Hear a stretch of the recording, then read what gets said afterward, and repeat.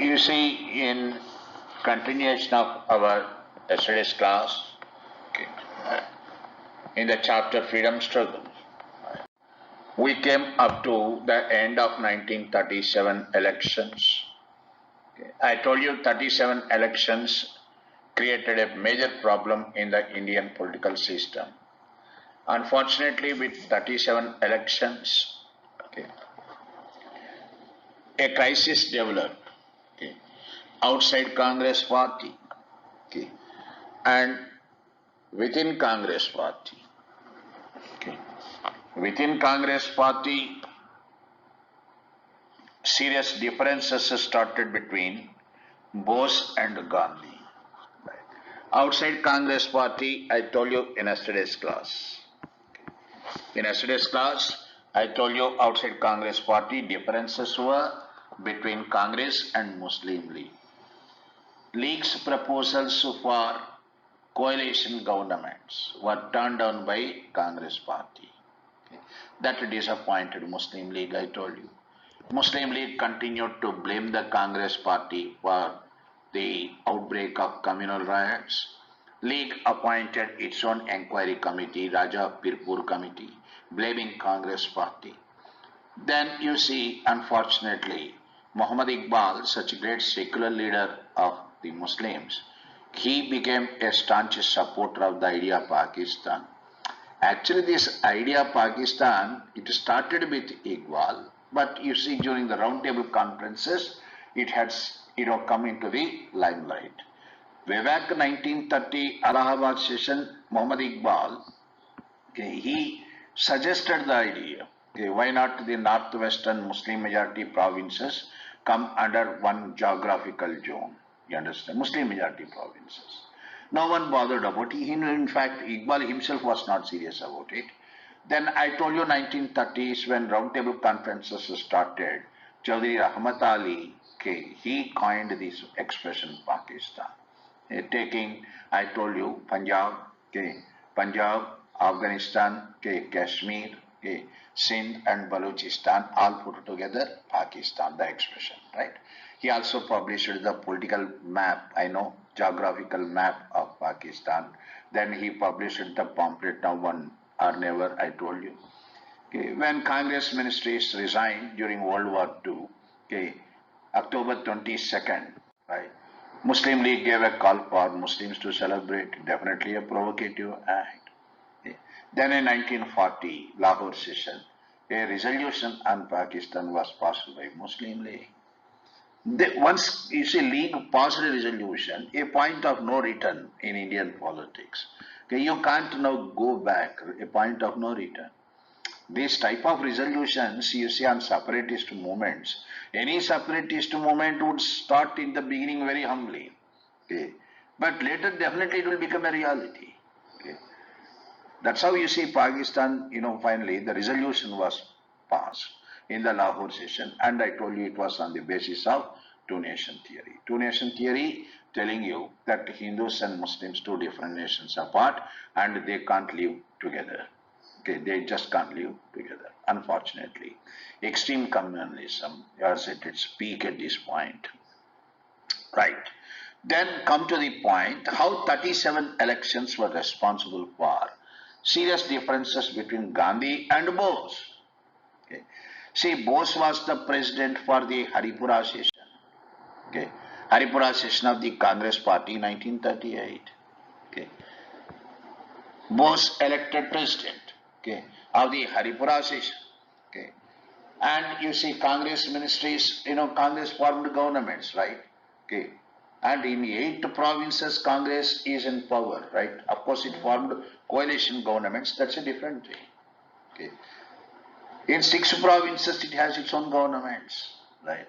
So, Bose, very powerful man now, president of the party in power in majority provinces, right? Now, in the Haripura session, okay, 1938, very important, for the first time, okay, planning committee, national planning committee was set up under the chairmanship of Jawaharlal Nehru. Okay, note down this, that in the 1938 Haripura session, 1938, 1938, Haripura session.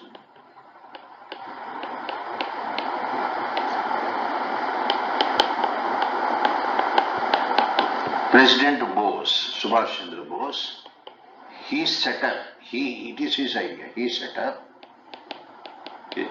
National Planning Commission. National Planning Committee or National Planning Commission, either way, National Planning Committee. Planning Committee. Under the chairmanship of Jawaharlal Nehru. Nehru was his choice. Okay, you see, both were socialists, right? This is very important, okay, Haripura session. Then you see where differences started between Gandhi and Nehru, okay, Gandhi and Bose. Differences between Gandhi and Bose, okay, this was the question in the mains, okay, where actually they differed with each other. They differed with each other on the question socialism itself, number one. Number two, implementation of land reforms. Number three, Bose contesting for the second time for the post of the president. Number four, constitution of CWC. Number five, on the attitude of the Congress party during the World War II. Okay, these are all the issues where Gandhi and Bose differed with each other. You want me to come again? I am listing out. Okay, you can take down. I am listing out the areas where they had differences with each other. Okay. Bose and Gandhi had differences with each other. Number one, okay, first point of difference, okay, on the concept of socialism. Concept of socialism. What is socialism and how to achieve it, realize it. This is the first area of difference. Next, number two, okay, second point of difference, okay, implementation of land reforms. Land reforms. Next, number three, okay, Bose contesting for the second time. Second time for the post of president.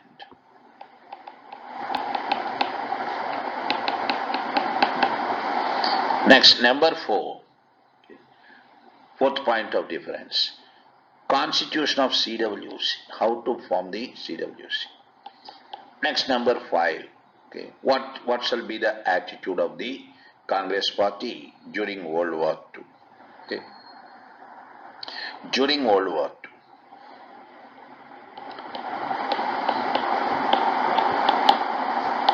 On these five areas, they had differences with each other.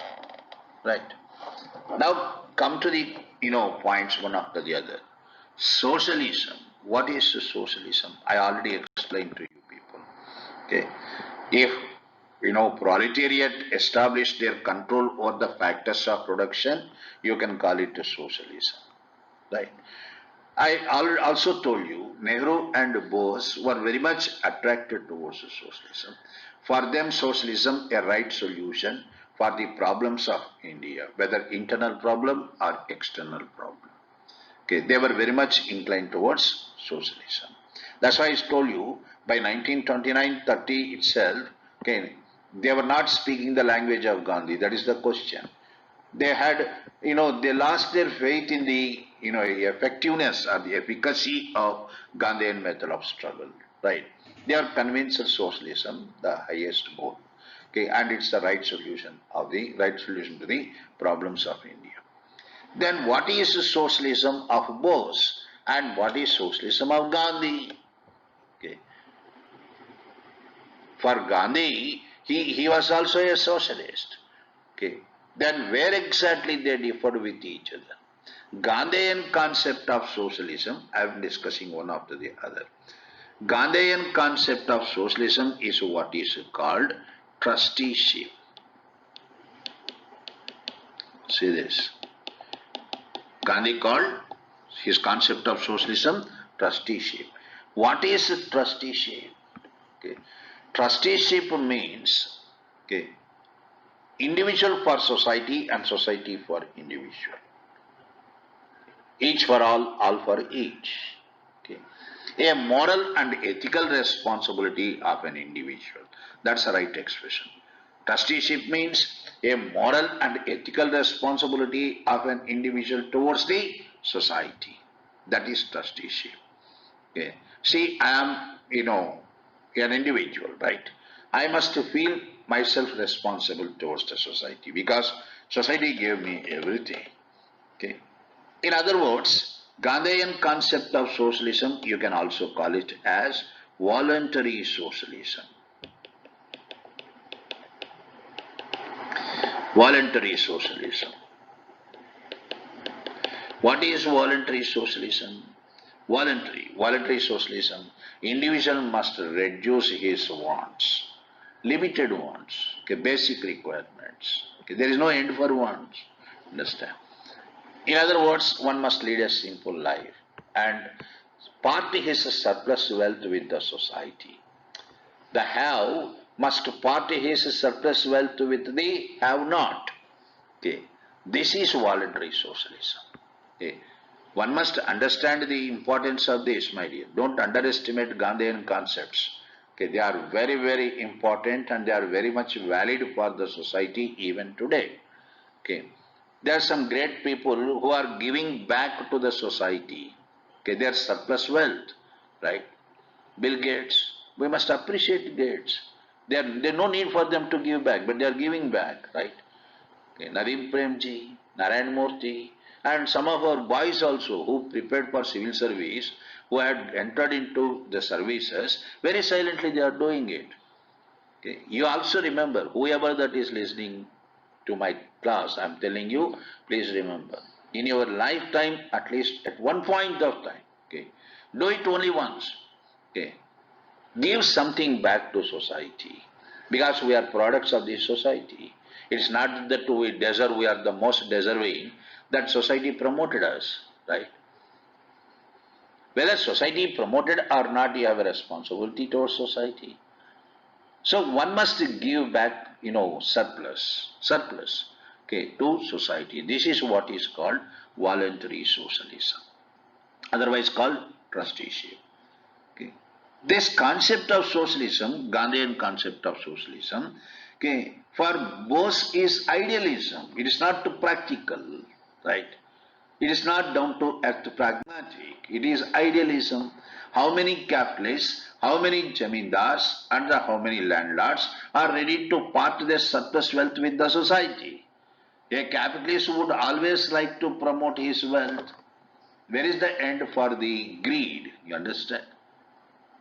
Capitalists always wants their wealth to be, increased, promoted.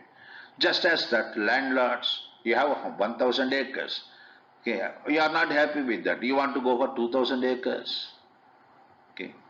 Where is the question of these people giving back voluntarily their surplus wealth to the society? Okay, that is impracticable. This is the first point of difference. Number one, socialism of Gandhi, okay, it is moral and ethical responsibility. Trusteeship, voluntary socialism, that is highly impracticable for both. Number one, first point of difference. Second point of difference, implementation of land reforms. What do you mean by land reforms? You remember, Karachi session passed a resolution on socialism, right?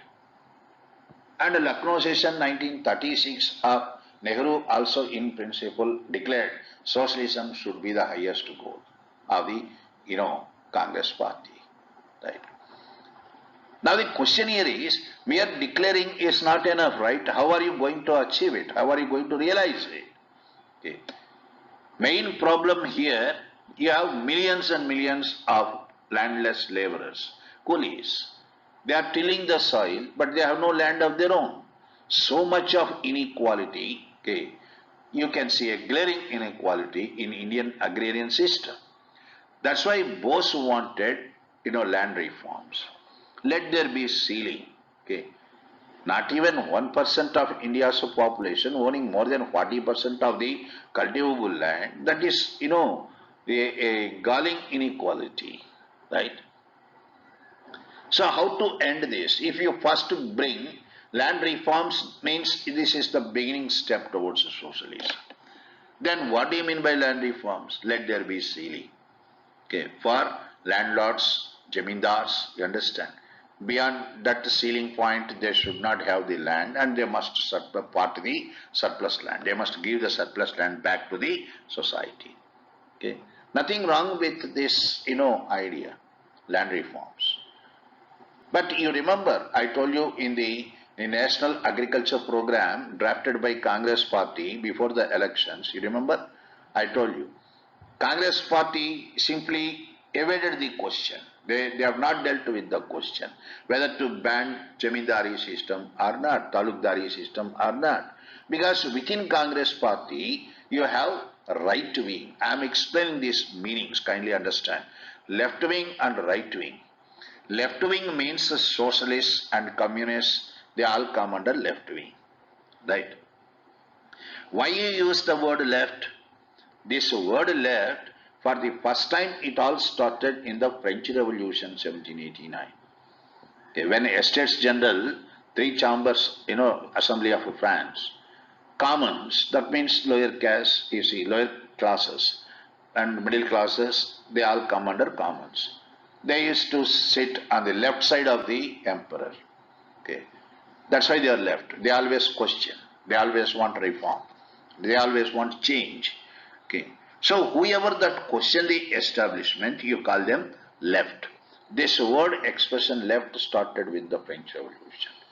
Right means a pro-establishment, supporting the administration, aristocrats, right? Now you get back to the differences, right, between Gandhi and Bose. If land reforms would be implemented, imposing as ceiling on the aristocrats and the jamindars and all that, that would definitely affect the interests of the jamindars, landed aristocrats, within and outside Congress Party. Okay, within Congress Party also you have jamindari classes, landed aristocrats. Okay, they will be the losers. So this right wing, I mean representing the landed aristocrats and the jamindars, they prevailed upon Gandhi to see that the proposals of Bose, okay, not come through, not implemented. Okay. What was Gandhi's objection? For Gandhi, I told you, socialism and everything must be voluntary. For Gandhi, there's no point in legislating on land reforms so long as the landed aristocrats were not prepared for a change. Okay. In other words, for Gandhi, change must be voluntary. Understand? Change must be voluntary. For Bose, change must be enforced. Okay. That's the same thing again. Okay. How many landlords would give their land on their own, voluntarily? Okay. Gandhi wanted this land reform must be made voluntary. Okay. Land reform, ceiling, it must be voluntary. It shall not be forced. Land reform shall not be forced. Change must come from within. Understand? That was what the stand of Gandhi. You know what happened? Bose asked the Congress ministries to implement the land reforms. The president of the Congress Party. Okay. Now the right wing within the Congress Party against the land reforms.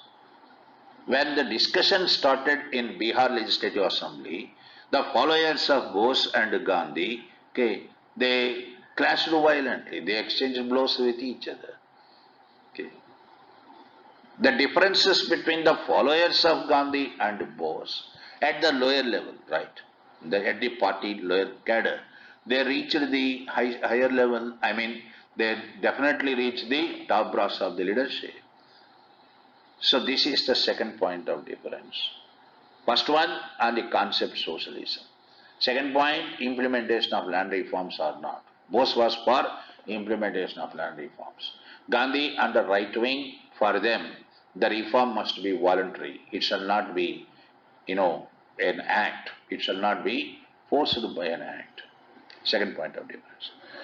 Third point of difference is I told you Bose contesting for the second time for the post of the president, Tripuri session. Okay. Annual session 1939 Tripuri to be held. Now Bose made up his mind to contest for the second time, and that was not acceptable to Gandhi. Why Gandhi was not for Bose contesting for the second time for the post of the president? Okay. Gandhi had his own reasons. What were the reasons?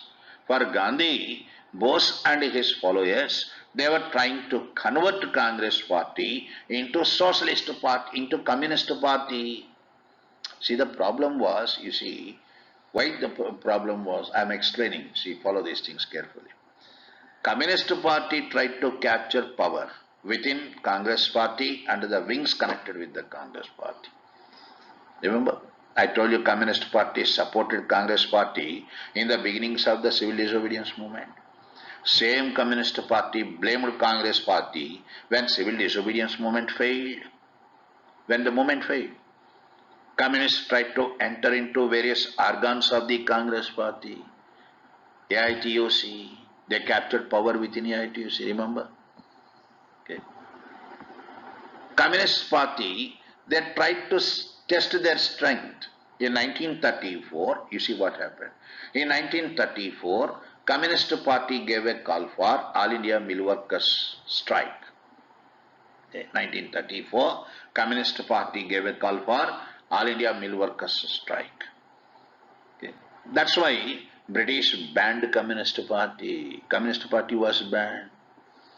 Now to escape this ban, Communist Party leaders started entering into other political parties in the name of socialists, calling themselves as not communists, as socialists. Understand? If you remember, I told you in 1934, Acharya N.G. Ranga founded Andhra Socialist Party. Remember? Acharya N.G. Ranga founded Andhra Socialist Party. Right? Communists joined this Andhra Socialist Party. Finally, they declared Andhra Socialist Party as Andhra Communist Party and expelled Ranga. Ranga, the founder of the Andhra Socialist Party, finally he was thrown out of Andhra Socialist Party by the communists. They declared it as Andhra Communist Party. Wherever they go, they capture power, right? And they throw the leadership. Okay. So what is the guarantee that they won't do the same in the Congress Party? Okay. If you see in China, Mao had done the same thing. Mao's Communist Party capturing power in the Kuomintang Party, Nationalist Party of China. Okay. So Gandhi's apprehensions were communists would enter the Congress Party and they captured the Congress Party. And Bose was supporting this. That's why Gandhi was not for Bose to contest for the second time. Get the point? Then what was the reaction of Bose? For Bose, Congress Party, a majority democratic party. It's not the party of Gandhi, right? So question of Bose, who Gandhi to decide? Gandhi, in what capacity Gandhi would decide the question? Who should contest and who should not contest? Finally, it became the question of what? Whose word shall prevail in Congress Party? Is it the word of Gandhi or is it the word of Bose? Okay. For Bose, Congress Party, Democratic Party. Okay. Majority members of the Congress Party should decide who shall be the president. Right. So when Bose decided to go ahead with his candidature for the post of the president, that definitely, hurt the egocentrism of Gandhi. Gandhi also accepted the challenge. Gandhi announced his candidate, Pattavi Sitaramaiah. Okay. Gandhi's candidate for the presidential election of the Tripuri session 1939, Bogaraju Pattavi Sitaramaiah. You know Bogaraju Pattavi Sitaramaiah, founder of the Andhra Bank, he is Andhra leader. Okay. Gandhi campaigned vociferously for the victory of Pattavi, saying what? Pattabi's victory is his victory, like that. When the election was held, Bose defeated Pattabi Sitaramaya. In the presidential election, Bose defeating Pattabi Sitaramaya. That means it was actually a defeat for Gandhi. Okay. So, Bose going for the second time for the post of the president of the Congress party against the wishes of Gandhi. That is the third point of difference. Right. Now you see the fourth point of difference. Constituting CWC, you have Congress Working Committee of 15 members, 1-5. Right. And president elected, whoever that gets elected, whoever that, elected as the president, he would form his own CWC. Okay. Now, when Bose formed his CWC, Gandhi declared that that was not the actual CWC of Congress party. Gandhi came out with his own CWC. Understand? Here, Gandhi virtually created confusion. Understand? In the rank and file of the Congress party. Gandhi ran a parallel administration in the Congress party. Okay. 2 CWCs. Now the question is, which CWC is representing Congress? In other words, Gandhi virtually created a situation where Bose could not function as the president. Right. Now come to the other point of difference. Other point of difference, now I told you, in 1939 October, 1939 September, World War II started. Congress ministries resigned in October. Right. Now, India was made a party to World War II. Okay. When World War II started, Governor General Lord Linlithgow. Okay. When World War II started, Governor General was Lord Linlithgow. Linlith, Lithgow, G-O-W. Remember, Governor General Linlithgow, he served for the longest period. 7.5 years he was the Governor General. Right. Lord Linlithgow was the Governor General. Okay. This Governor General, not consulting the Congress ministries, declared that India was also a party to World War. He made India a party to World War II. Right. Now the question here is, in what way we are connected with World War II? I already discussed this problem. Right. If England wants to make India a participant in the World War II, it was expected of the British, to talk to the Congress ministries. Right. What are you going to give in return for India's participation? First of all, how can you take India for granted? What for the elected governments? Okay. That's why Congress ministries resigned. Right. Creating a major crisis in the political system. Right. Then you see, what was Gandhi's stand? Okay. There are differences here within the Congress party. For Bose, it's a golden opportunity. Golden opportunity to bring pressure on English. And it's an opportunity for securing independence for India. Right. Even Rajaji also was for pressure upon British. Okay. For Gandhi, it was not ethical and moral. Okay. To bring pressure on English. For Nehru, one must give a conditional support. What is the conditional support? Okay. Give us guarantees that you will give us transfer of power after the war. Then only we don't mind cooperating. Otherwise, we will not cooperate. Understand? There are different views within the Congress party. Now coming back to Gandhi and Bose, I told you, for Bose, war was a golden opportunity to bring pressure on English, to start a people's movement in India against the British. Right. That way Bose suggested for a civil disobedience movement against the British. These words are civil disobedience movements only, no non-cooperation movement. That's already over. Never again you see non-cooperation, it's only civil disobedience. Okay. Bose's idea for a civil disobedience movement against the British during the war okay, was turned down by Gandhi on moral and ethical grounds. Okay. What do you mean by moral and ethical grounds? For Gandhi, England was fighting against Nazi Germany, fascist Italy, understand? This Nazi Germany under Hitler, fascist Italy under Mussolini, right? They were the first grade enemies to the mankind. The problem you see, Nazism had no respect for human life. Mussolini's fascism. They never respected human rights. You know what Hitler had done in Germany against the Jews. Understand? Racial superiority, this superiority complex is the essence of Nazi ideology. Okay.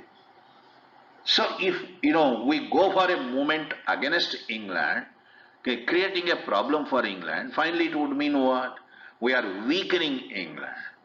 For Gandhi, any people's movement against the English during World War II would only weaken England. Weakening England means what? Strengthening Germany. Right? When you are weakening England means you are strengthening Germany. Right? This is where the problem started. Understand? So Gandhi turned down the proposals of Bose on moral and ethical grounds. Right? For Gandhi, it is the time to support England because England is fighting against more dangerous enemies to the mankind, Nazism and fascism. Okay. Clear? Now you are clear, I think, the differences between the two. Okay. Both thoroughly disappointed with Gandhian idealism, resigned, okay, resigned and left Congress party. Okay. Resigned and left Congress party because he is not allowed to function also anyway. Understand? He resigned and left the Congress. Bose founded Forward Bloc, okay, Forward Bloc party because Bose was more under the influence of Chittaranjan Das. Remember, Chittaranjan Das founded a party, Forward, right? Forward Bloc, okay. Forward Bloc was the party founded by Bose. When Bose resigned and left the Congress party, okay, that created a big vacuum in Indian politics, I tell you. Okay, exit of Bose. Okay. Here, Bose did find fault with Nehru, see this. Okay. Someone was asking the question, why Gandhi, okay, why Gandhi, okay, you may excuse me, just I'll get back to you in 1 minute. Here you see, Bose left the Congress party, creating a big vacuum in the Indian politics. Right. When Bose left the Congress party, Rajendra Prasad took over the office of the president for a while. Afterwards, Maulana Abul Kalam Azad continued to remain as the president. Remember, Azad, the youngest president, Azad, served as the president for the longest period. Up to 45, he was the president. For nearly 6 years, there was no president at all for the Congress party. Okay. So Bose left the Congress party. Fine. This is what's called crisis within the Congress party. It's all because of 37 elections only, isn't it? Okay. That's why I said 37 elections created a major problem. Right. Now, what are the subsequent events that followed in the, in freedom struggle? Okay. Differences in the Congress party. I told you leftists. For them, war. Okay. We must take the advantage of the situation. For Gandhi, I told you it's a sympathy for English. One must have sympathy for the English. Because English were fighting against Nazi Germany, fascist Italy. And for Nehru, I told you, Nehru was for conditional support. Right. Then what happened? CW session was met. CWC Congress working session was held at Wardha. Okay. In September 1939, Congress session was held at Wardha. It endorsed Nehru's view, conditional support. What was conditional support of Nehru? British to provide interim government, to transfer power to India after the war. When war was going on, Nehru's conditional support means So long as war goes, let there be an interim government. Okay, interim government, right, where power would be in the hands of the Indians. After the war, the British must transfer power to India. If these are satisfied, then India had no objection to support the English. And CWC accepted Nehru's idea. This happened in the Warda session of CWC held in September 1939. Okay. After this, in October 22nd, okay, because that was rejected by Governor General Lithgow. This conditional support of the Warda session was rejected by Governor General. Okay. That's why you see October 22nd, all Congress ministries resigned in protest against the decision of involving India in the war I told you. Then Ramgarh Congress session, March 1940. Okay. And March 1940, okay, Ramgarh Congress session was held. Already by the time Bose resigned and left the Congress party, right? That was presided over by Maulana Abul Kalam Azad. Okay. This Ramgarh session, okay, March 1940, proposal for civil disobedience movement. That means Quit India movement. Proposed. They did not use the word Quit India, but that's what finally you are going to deal with, right? Then you see, British realized their mistake. What was the mistake they had committed? Without consulting the Congress ministries, you declared that India was also a party to World War II. Okay, that's the grave mistake the English committed.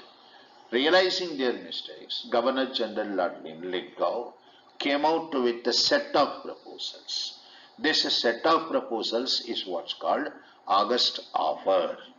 Okay. In the month August 1940, August Offer.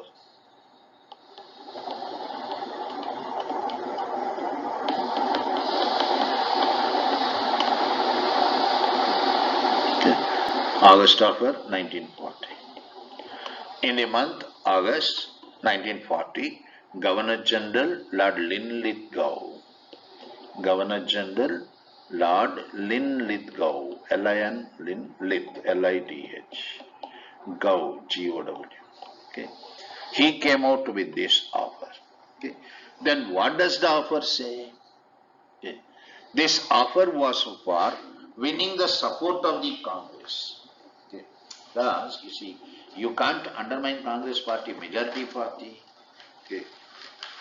You have got to win the support of the Congress party. Okay. Otherwise, it is difficult for you to go to war. Okay. That's why the proposals, right? What are the August Offer's proposals? Okay. August Offer proposed for number one, okay, dominion status to India after the war. Okay. Dominion status to India. Say this. Dominion status. What was dominion status? Okay. I told you, for all practical purposes, okay, you can be independent. Okay. A nominal link would be there between England's parliament and India. That nominal link would be in the form of Governor General. Dominions. Okay. Like you see, England colonies all come under Commonwealth, right? They have their own constitution. Okay. They have their own prime ministers or elected governments. Whereas Governor Generals would come from England. Okay. This Governor General would also be a mere representative, that's all. He will not have any powers, consultative. He would only be a cursory, you understand. He will not have any decisive powers, right? Including independent foreign policy for the native country. This is dominion status. In a way, one step less than that of total independence, you can call it as. Okay. This August Offer proposal for dominion status to India after the war. Okay. Next, number two, Constituent Assembly. Constituent Assembly to draft a constitution for India. Indians, you can draft the constitution as you wish. Understand? in whatever the way that you wanted to draft, you draft it. But that constitution, you see the point again. Constituent Assembly to draft the constitution, but the constitution must be acceptable to the minorities, different sections of the society. That's the condition again. Okay. Conditional, provision for accepting the constitution, right? The constitution must be acceptable to all. Next, number 3, okay. War Council would be formed. Okay. It is because of the war, World War II. In the wake of World War II, Executive Council expanded. Governor General's Executive Council expanded. You call it as War Council. In the War Council, all portfolios to the Indians. Okay. August Hoffer proposed for transfer of all portfolios to the Indians except defense. Okay. Third one, you see these 3. Okay. Number 1, dominion status. Number 2, Constituent Assembly.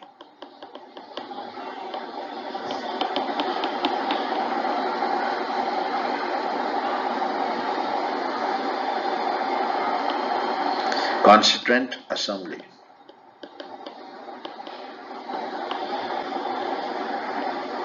Okay. Assembly, ASSEMBLY, Constituent Assembly. Next, okay. Next one is War Council. War Council with all the portfolios. With all the portfolios means departments.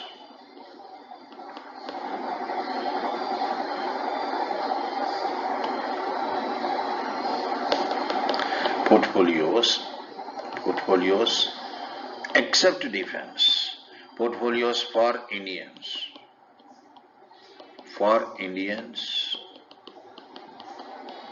Except defense.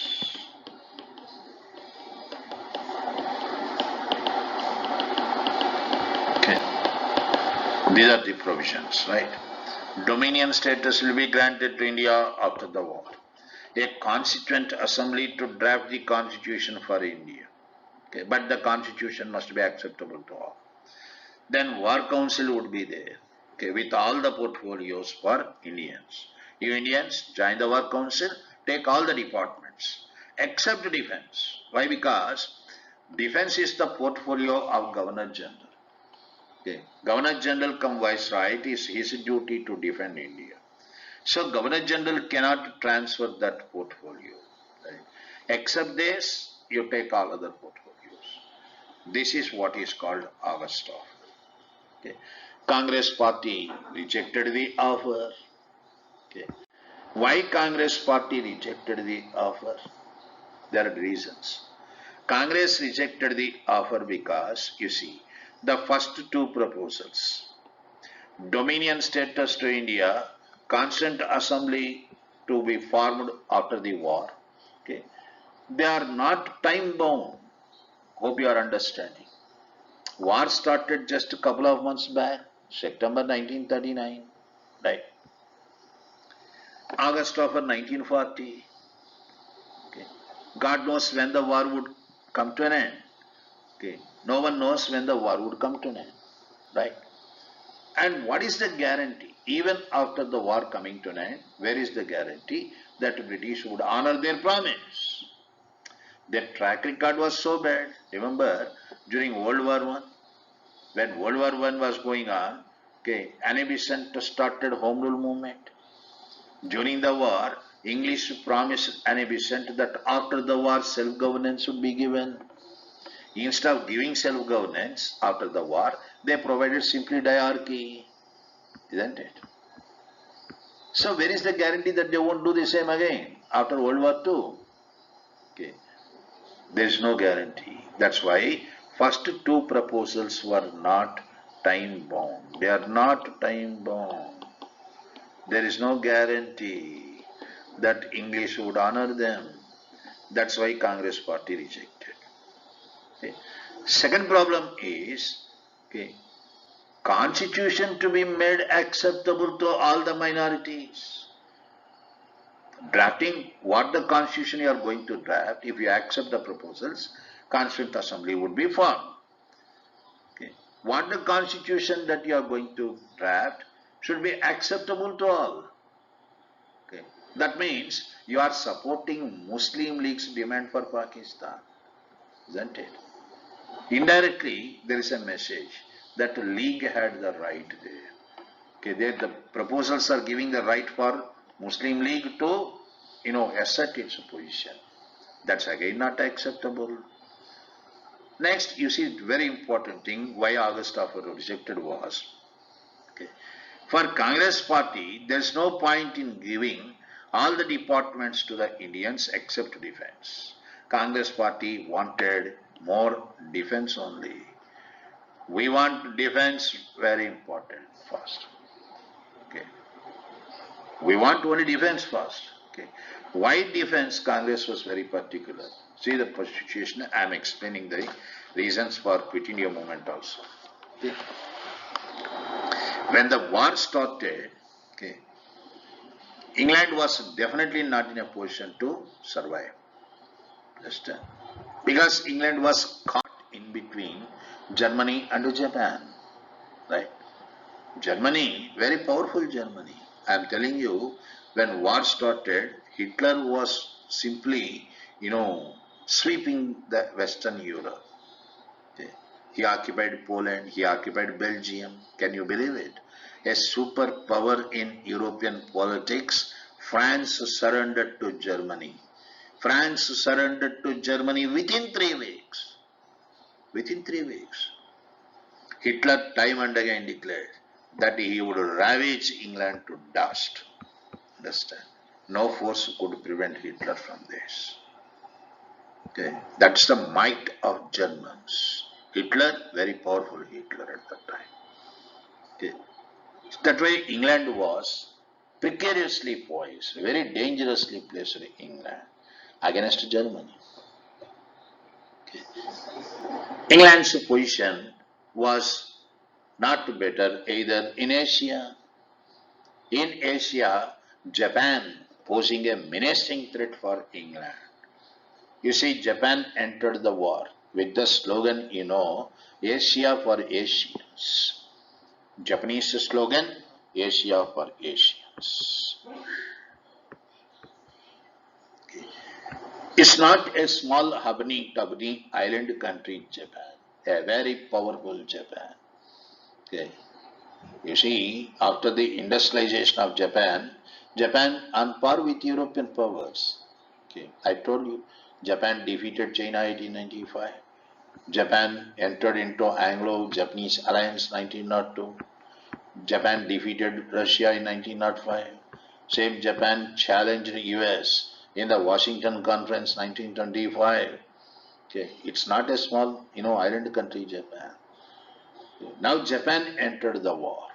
Okay. Highly imperialistic Japan. England was caught between Germany and Japan. No chance of England surviving the war. Okay. England was struggling herself to protect. Her struggle was to protect herself. Okay. A country that was struggling to protect herself, where is the guarantee that you need to protect the other country? Hope you are getting the point. Okay. England itself was not in a position to defend herself. There is no question of England defending India. Right? That's the reason why Congress party was very particular on defense portfolio. Okay. For Viceroy, that is not possible. If you are giving defense portfolio for Indians means you are accepting them, as the rulers of India. That's why you see August offer rejected. Okay. August offer was rejected by Congress party. They are the reasons for rejection of August offer. When August offer was rejected, okay, then you see Gandhi and Congress party found themselves, placed in a very indecisive, situation. They are not in a position to go ahead with their people's movement. Okay, if you go for a people's movement means what? You are definitely creating a problem for the English. Creating a problem for English means you are definitely supporting Germany, Italy, Japan against England. What to do? Whether to go for a people's movement, that means weakening England, or on the other hand, to keep quiet. You can't keep quiet. Why? Because you see, they are not allowing us to defend ourselves. Now they are not giving us defense portfolio. England are not in a position to defend India. Hope you are understanding. Question is whether to go for movement or not. Going for movement means weakening England. If you don't go for movement means India's defense itself, is threatened. So indecisive Gandhi irresolute. Gandhi could not take a stand here. He is still harping on the idea of moral, ethical grounds and all that. Okay. Gandhi gave a call for individual satyagraha. Okay. Okay. Individual satyagraha. Okay. This started on October. Okay. Individual satyagraha.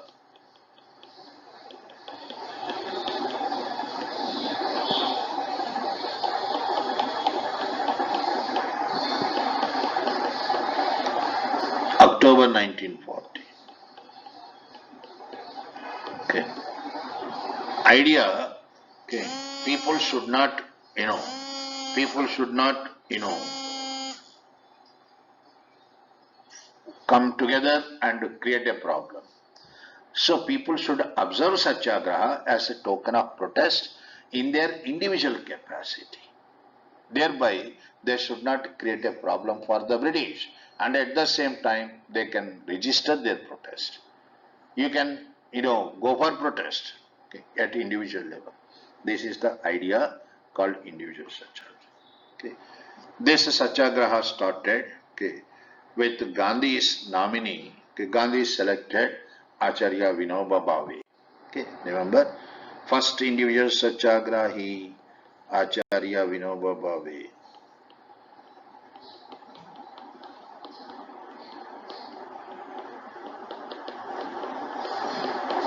As a first individual Satyagrahi. Okay. He would go for village to village, okay, campaigning on Satyagraha, right, against the British. Okay. And he should reach Delhi from Gujarat, Sabarmati to Delhi, individual Satyagraha. He would go on preaching. In case if Vinoba Bhave gets arrested, then Sardar Patel and Nehru, these were the nominees. Patel was arrested. That's why second Satyagrahi Jawaharlal Nehru.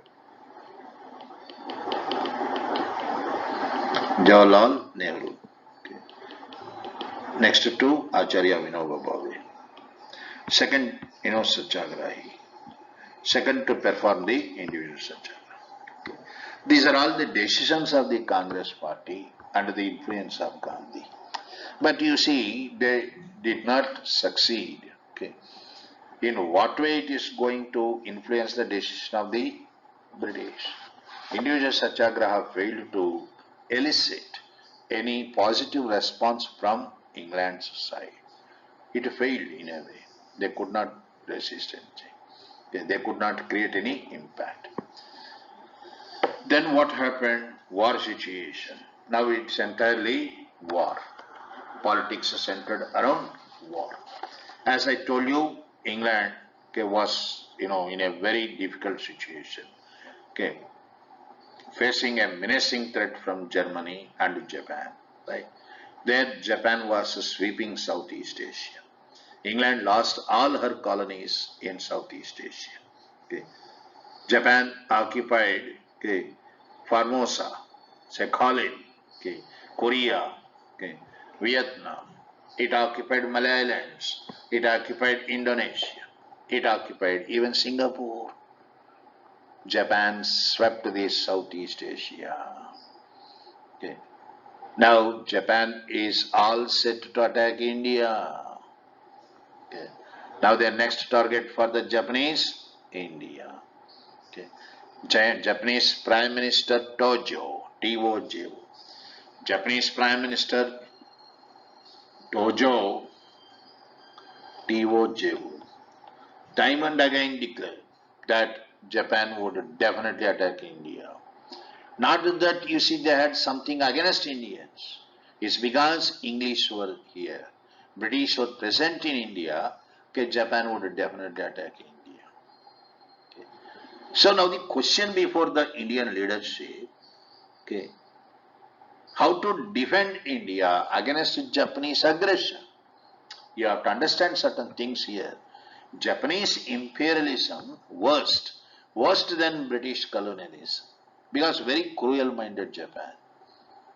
Okay, wherever they occupied the territories, I told you, okay, Korea, Indonesia, Malayaland, and Singapore, okay, they had created lot of problems for the natives. They virtually created hell for the people. Okay, that's why we are mortally afraid about Japan attacking us, attacking India. This is one main concern of the Indian leadership. Question how to defend India. Because England not in a position to defend. England defeated. Get the point. There is no question of England defending India. Okay. This is one main problem. Second problem was, these are all the factors for Quit India movement, my dear. When I am explaining the war situation means these are all factors for Quit India movement. England not in a position to defend India means England has no moral right to rule India. Right? When I can't defend my own people, I have no right to rule. Right? That's what that became the basis for the slogan Quit India. Okay. So, Japanese threat, a major threat. Understand? This is one thing. Equally, the question that really, caused a matter of serious concern for the Indian leadership was the attitude of the British. See this. What was the attitude of the British? They are not in a position to defend. They were defeated. Okay. In what all the colonies that they defeated, they simply took care of their people. England shifted them to their country, England or to India. They vacated the colonies, simply taking the care of only British people. Means they are not bothered about the natives. So, question here is, this is the same thing they are going to do, right, in India tomorrow. Okay. If Japan attacks India, English would behave in the same manner, right? No different. No way different than what they had done in the colonies. If Japan attacks India, English would simply take care of their own English people. They would leave India to Japanese. Okay? And our fate will go to dogs. Understand? Kukka batkaipotundi, Tirlo cheppalante. Indians' position was like this, my dear. In the World War II, position of Indians was a position like that of the one caught between a devil and a monster. Okay. Monster, Japan, all set to attack India. Devil, English. This devil not in a position to defend us, not allowing us to defend ourselves. Get the point. Problem is, okay, you remember August Hopper had not given defense portfolio for India. They are not in a position to defend themselves, nor they are allowing us to defend ourselves. Okay. So what to do? This is the main problem for the Indian leadership. Get the point. War situation also means England, you see, now England hardened its stand. Okay, it's not the same England, okay, soft spoken trying to win the support of Indians. When they turned, sure that when they are convinced that Indian leadership is not going to support them, they hardened their stand. Okay, means they are ready to go for repressive policy. Okay. During World War II, again, Official Secrets Act was revived. Under Official Secrets Act, freedom of thought, expression, everything were banned. Okay. Freedom of thought, expression, no freedom of press was permitted. Okay. Next, war very badly affecting Indian economy. Next, number 3, Indian army fighting for the sake of English. This is again the problem you see here. Our army fighting for the sake of English against Japan in Asia. Okay. Our army, Indian army, surrendered by English wherever they were defeated by the Japanese. Hope you are getting the point. Okay. England surrendered the Indian army to Japan. Okay. This is, something heart-rendering. Okay. And on and above that, you know what happened? Okay.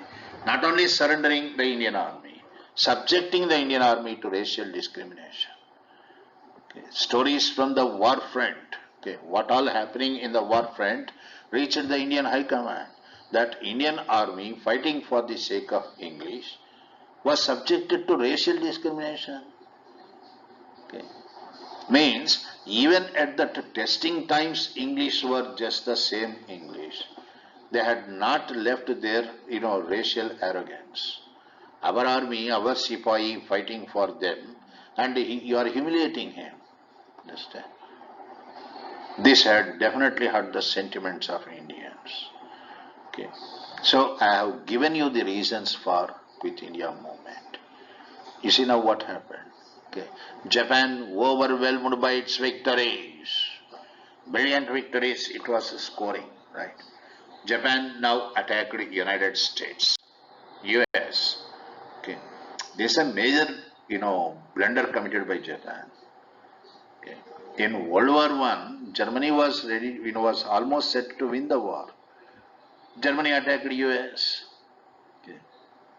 Germany started exploding US submarines in World War I. That made US President Woodrow Wilson to enter World War I. Actually, US was not interested in World War I. Similarly, US was not interested to take part in World War II either. Please understand one thing. US was not interested in wars, world wars. Okay. US was interested in how to gain out of war, not to participate in the war. I am not giving a glowing tributes to US telling you that US was for peace. No. US was trying to capitalize on war. Okay. It is providing arms to different countries and making a profit out of that. Okay. Now when Japan attacked US, you see Japan within 45 minutes completed what is called Operation Victory Victory. You call it as Thoro Thoro. Thoro Thoro. Okay, Japanese. In the language, Japanese language, it means victory victory. Okay. It was a great shock for US. Okay. A shock of that type, again, US had when Osama bin Laden, you remember, attacked WTO. Okay. A second major shock for US, a shock of that type. Understand? In World War II, Japan attacked Pearl Harbor, US, smashed the harbor within 45 minutes. That made US President Roosevelt, during World War II, US President Roosevelt declared war. Okay. Had US not entered the war, I am telling you, had US not entered the war, England would have definitely surrendered to Germany. Okay. England, very badly affected England. She is in a very bad shape. It's just a matter of months for England to surrender, okay, to Germany. Understand? That was the situation. England on the verge of collapse. Now you see, it's that England, US entered the war. Okay, US entered the war. Okay. War took a different turn. US providing everything required for the Allied forces. You see, World War I was between France, England, US, okay, and Soviet Union, Russia. They are all called Allied powers. Right? War was between Allied powers, okay, Allied powers, France, France. I am writing France because that's the first country attacked. England, Russia, and USA. These are all allied powers. Allied. Axis powers. Axis. Axis powers were Germany, okay, Italy, Japan. They were Axis powers. War was between the two. Right. Now US the richest, right, undoubtedly, providing all the resources for the allied powers. Allied powers, right. Allied powers versus Axis powers. Now US brought pressure on England. Okay. US brought pressure on England because, okay, India, the country of England. Okay. US President Roosevelt asked Prime Minister Churchill. Churchill was the, Prime Minister at the time. Churchill was Conservative Party leader, right? Prime Minister Churchill of England was asked by US to do something for the cause of India. Okay. Otherwise, practically impossible to stop Japan. Okay. Hope you are understanding what I am telling. In other words, President Roosevelt was for Prime Minister Churchill to win the support of the Indian leadership. You, Prime Minister Churchill, do everything to win the support of the Indian leadership. Indian leadership in the war effort against Japan. Otherwise, it is difficult to stop Japan. If Japan occupies India, then Japan will become too powerful. That would be a major problem for US and allied forces. Okay. That's why President Roosevelt wanted Prime Minister Churchill, okay, to take a liberal, stand and do something for the cause of India. Whereas Prime Minister Churchill, okay, I told you Prime Minister was Churchill during the World War, was a conservative. He had utter contempt for India's nationalism, contempt for India's nationalism. He never liked India. Okay, he always heckled Gandhi, a half-naked fakir. Understand? But Churchill was not in a position to say no. Not in a position to say no to President Roosevelt. Because I told you, England completely depended upon US. Okay. So Churchill decided to send Sir Stafford Cripps. Understand? This is only an eye-washing exercise. It was not a genuine exercise to convince the president that he had done something. Okay. It is only to convince the president. Okay. Prime Minister Churchill decided to send Sir Stafford Cripps. Okay. Cripps, Conservative Party member, right? Leader of the House of Commons, Cripps. Okay. So you see the other factor for Quit India movement. Okay. In February 1942, Prime Minister Churchill announced that Cripps would visit India. Okay. Cripps would visit India. Okay. Accordingly, okay, Cripps mission. Cripps entered India. Cripps came to India March 26. You see, Cripps mission plan. CRIPPS. Cripps mission. Mission. MISSI. Plan. PLAN. March 22nd.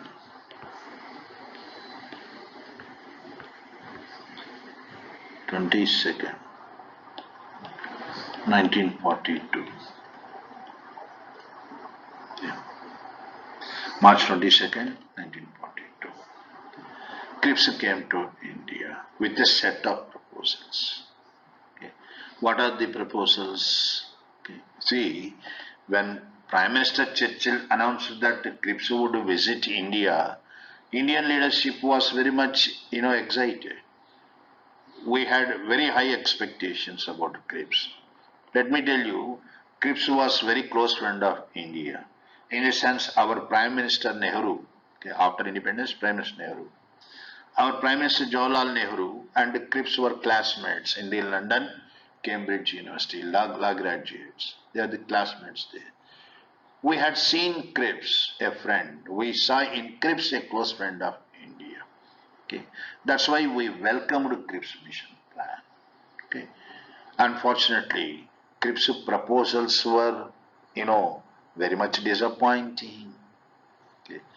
I told you Cripps came to India for mobilizing the support of the Congress party and the Indian leadership, right?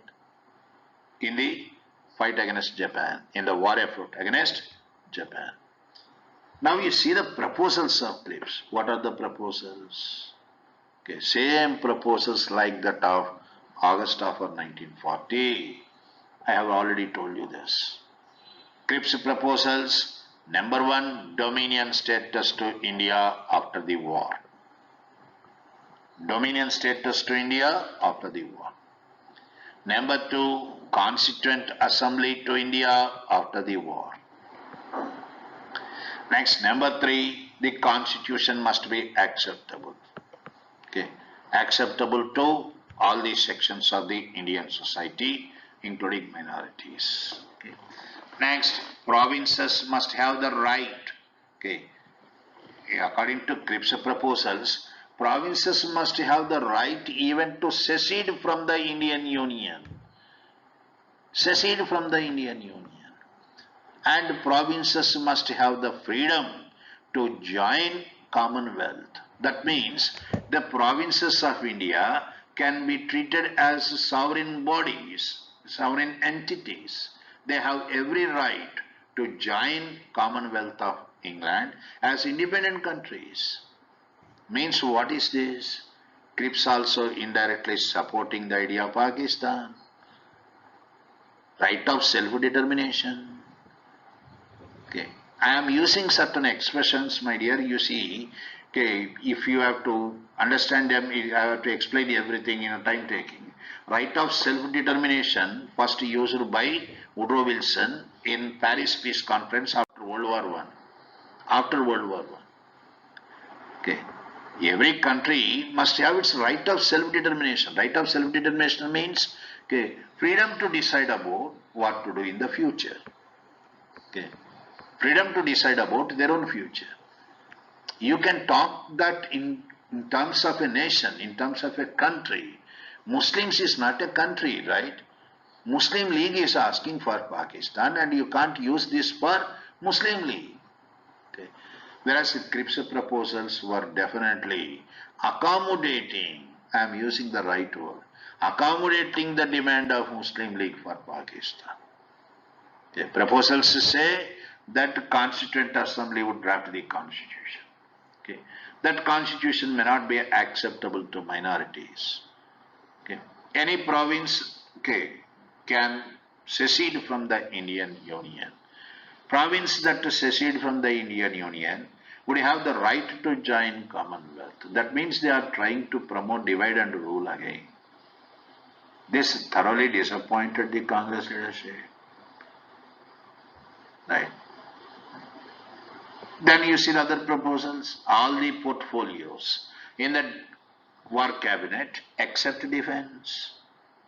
Except defense. Even at that hour also, England was not for transferring defense portfolio for the Indian leadership. Okay. They are not for transferring defense portfolio to Indian leadership. That's why I said Cripps proposals were nothing but the same August offer. Same August offer 2 years back, Congress party rejected. On the other hand, Cripps proposals are complicating things now, giving justification for Pakistan. Understand?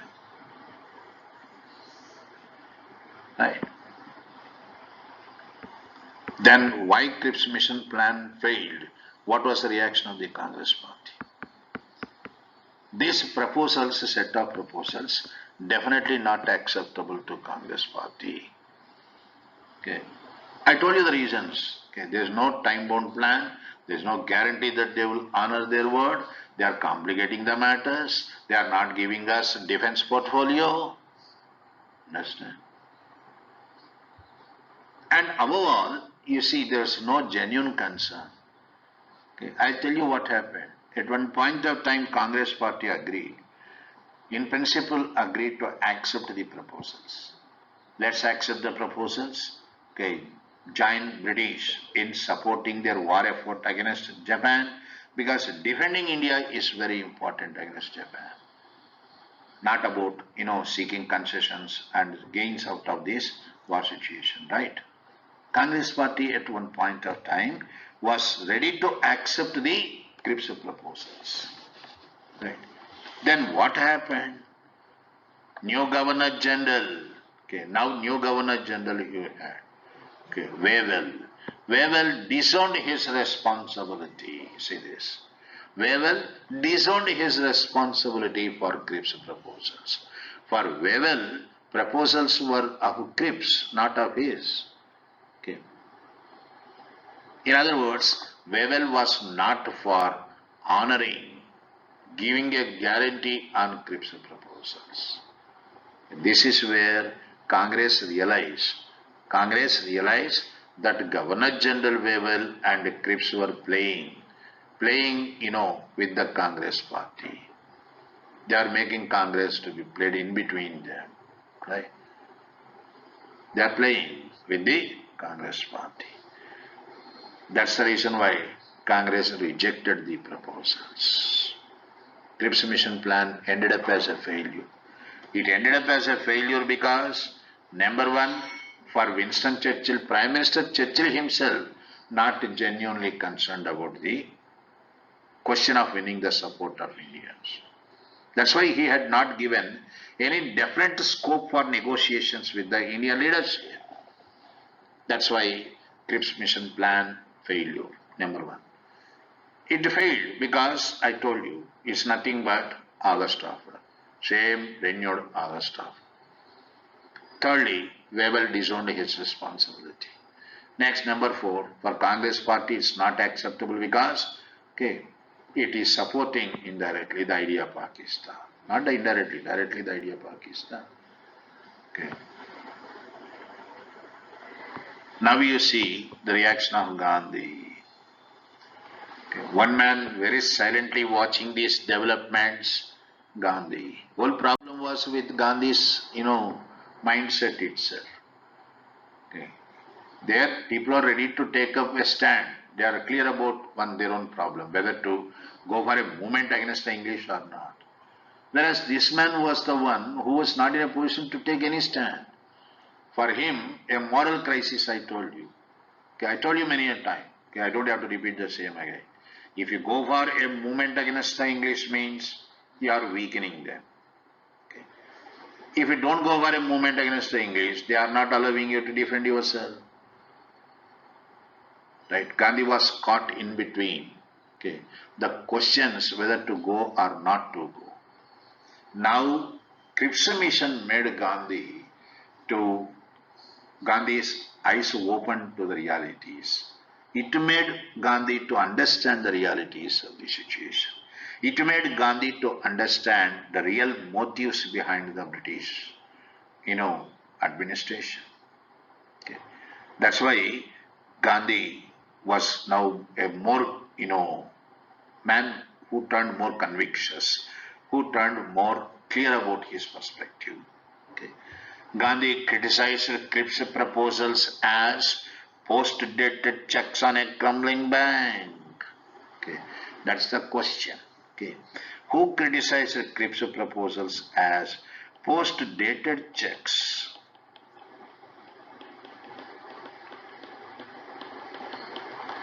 On a crumbling bank.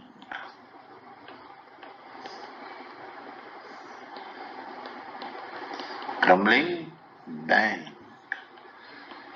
My dear, kindly understand this. What are post-dated checks? Cripps' proposals are post-dated checks.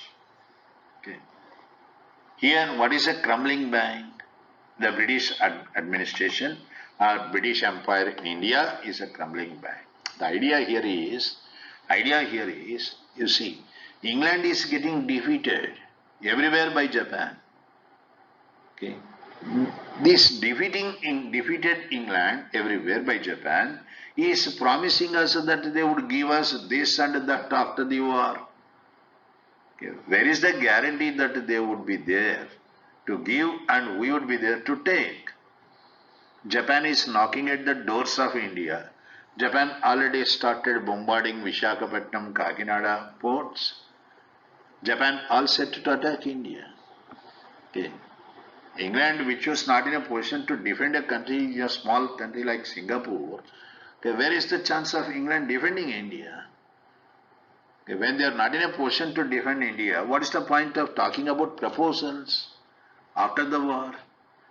Gandhi criticizing Cripps' proposals as post-dated checks on a crumbling bank.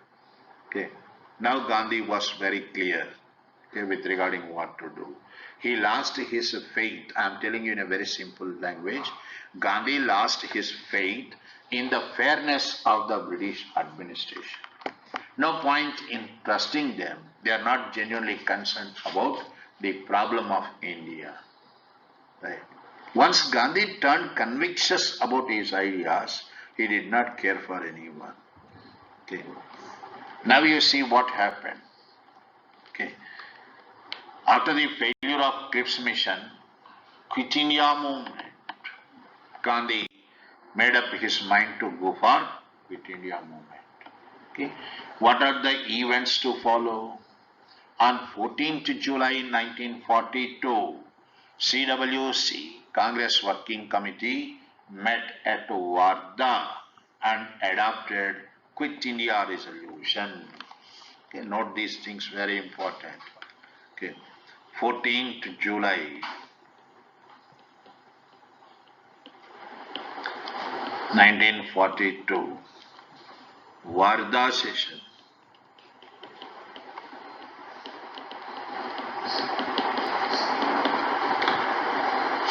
In Wardha session, okay, CWC session, Congress Working Committee session. It's not annual session, right? Wardha session of CWC, okay. Quit India resolution was adopted.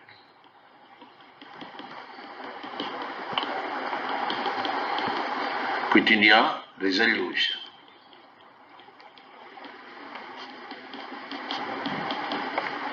was passed. Okay, that means grounds cleared for Quit India movement. Right. Then what happened after July 14th Wardha CWC session? On August 8th,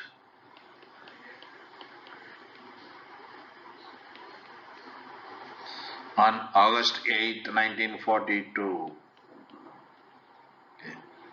at Gavalia Tank Maidan, okay, this is in Bombay, okay, August 8th, 1942, Gavalia, G-O-W, G-O-W-A-L-I-A, Gavalia Tank, Gavalia Tank Maidan, ground. Gavalia Tank Maidan, people gathered. Okay, a public meeting was organized.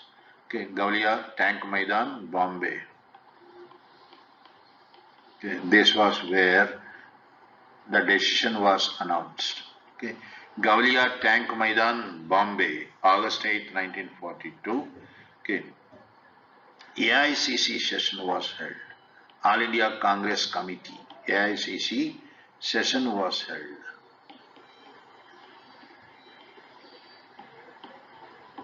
Okay. What the decision that was taken, in the Wardha CWC session, that was ratified. That means it was accepted. Okay, it was accepted. Okay, Gandhi gave the slogans. It was in this session Gandhi gave the slogans. Okay, he himself drafted the Quit India resolution. Okay, Gandhi drafted Quit India resolution. Drafting.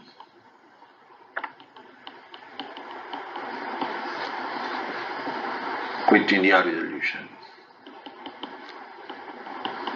Okay.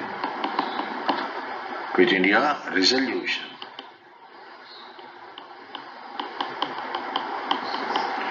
With what slogans?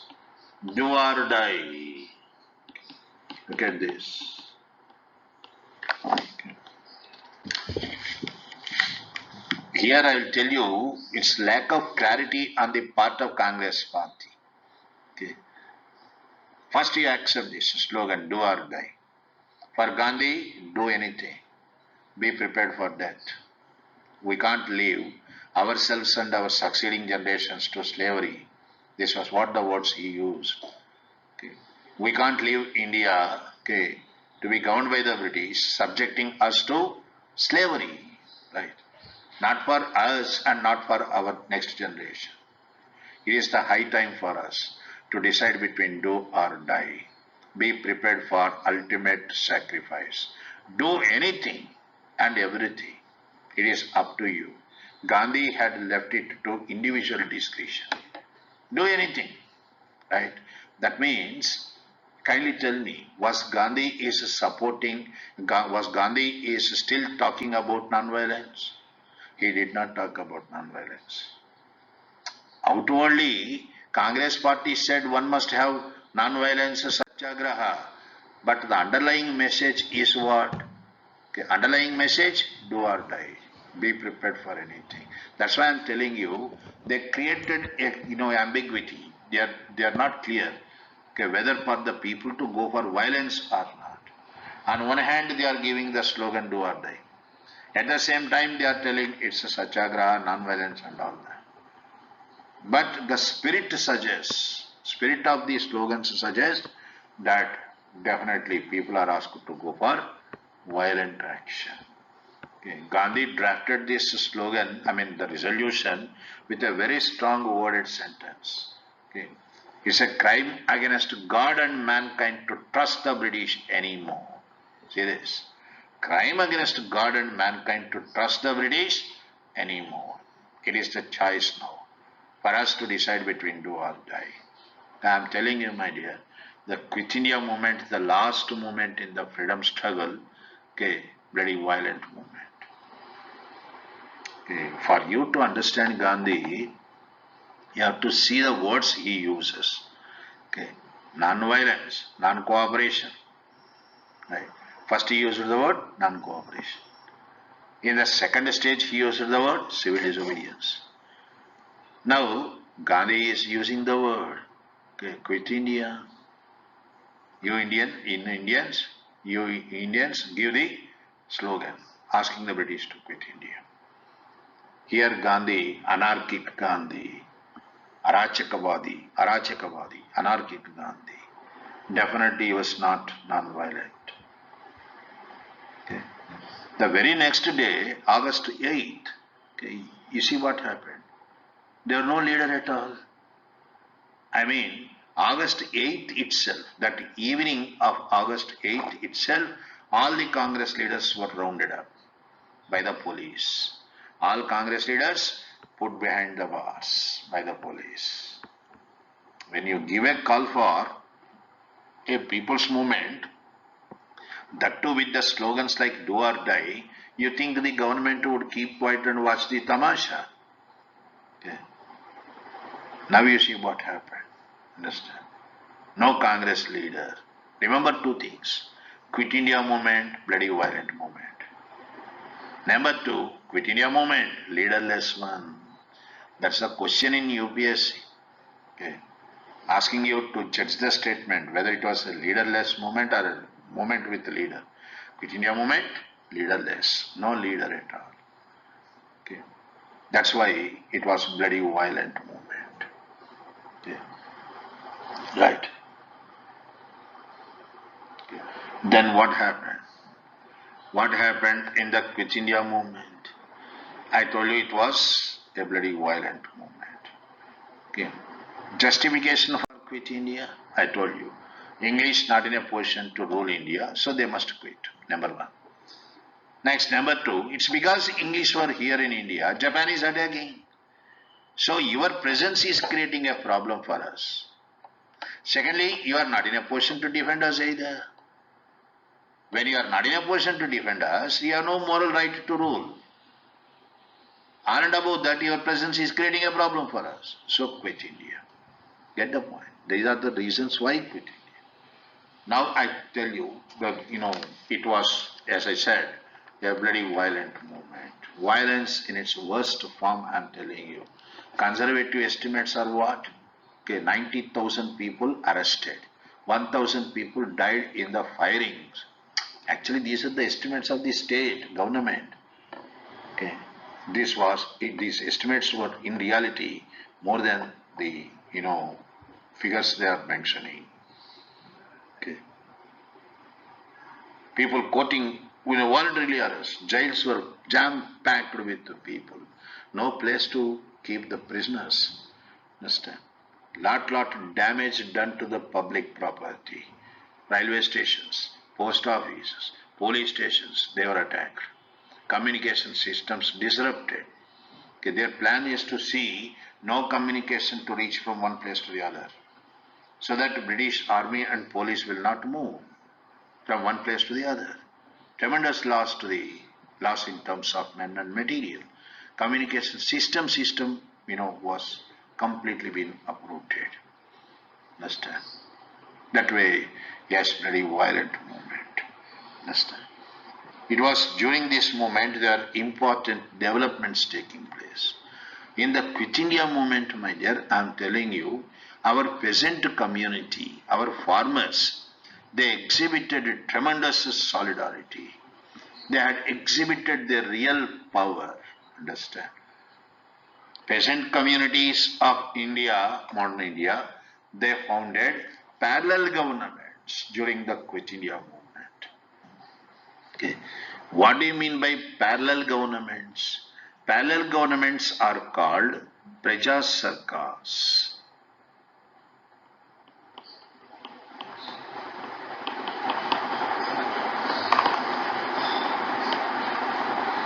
In some, areas, you can write it also this way. Praja Sarkars, either CAR or SARKRs. Praja Sarkars were the parallel governments, okay, founded by the peasant communities. Okay. When a parallel government was formed means what? They have taken the law and order into their hands. They founded their own courts. These courts dispensing justice. They are the arbitrators. Okay. They are refusing to pay the taxes. Means what? Virtually government lost control over the administration. For you, from the examination point of view, what are the places where these Praja Sarkars were founded? Praja Sarkars were founded, okay, number one, in UP in the Balia district. In the Balia district of UP, Balia, Balia, Balia, UP, Uttar Pradesh. Chittu Pandey, Chittu, Pandey, P-A-N-D. He founded the Praja Sarkar. Okay, parallel government. Right. In Monghyr, Bihar, Monghyr, it was Sharat Chandra.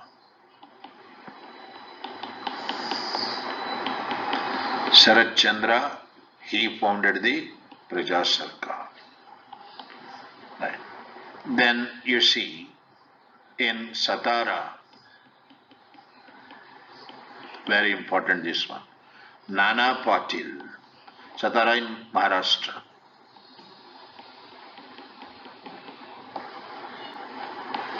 Right. Then you see in Assam and Odisha also you have Praja Sarkars founded. Okay. In Bengal, Tamluk, Tamluk, Tamluk in West Bengal, in the Midnapur district. Tamluk in Bengal. Praja Sarkar was founded under the leadership of Satish Samant. Satish Samant, Samant. He founded Praja Sarkar. In Odisha, Telcher, Telcher, Telcher. In Odisha, Praja Sarkar was founded by Lakshman Nayak.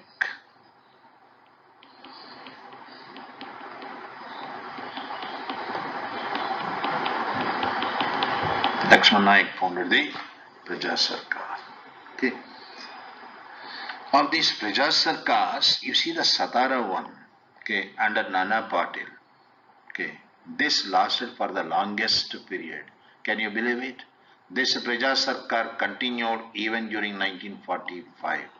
1945. Okay. Up to 1945, it continued.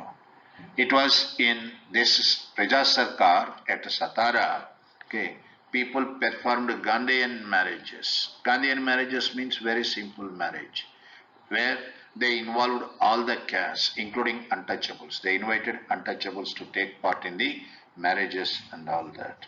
Okay. This is, Praja Sarkar, otherwise called Praja Sarkar of Satara. You can call it also as Prati Sarkar, Prati, against government. Okay, Prati Sarkar. Right. So you can make out during Quit India movement, okay, people turned quite aggressive, and peasant communities became assertive. They founded their own governments. Means the administration virtually lost control over the state lost control over the administration. Right. Then what happened? Underground activities started during Quit India movement. Underground activities, secret activities. Okay. Underground activities.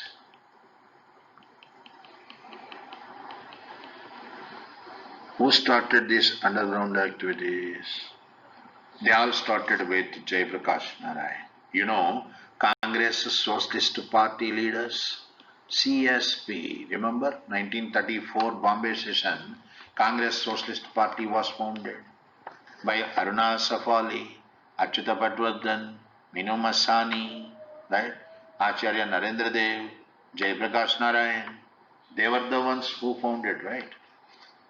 Now you see Jayaprakash Narayan and Ramanandan Mishra. Okay. Underground activity started with JP, Jayaprakash Narayan and Ramanandan Mishra. Nandan Mishra. Okay. They were actually arrested by the police. Okay. They escaped. Okay. They effected an escape from the Hazaribagh jail. Okay. From Hazaribagh. They escaped from Hazaribagh.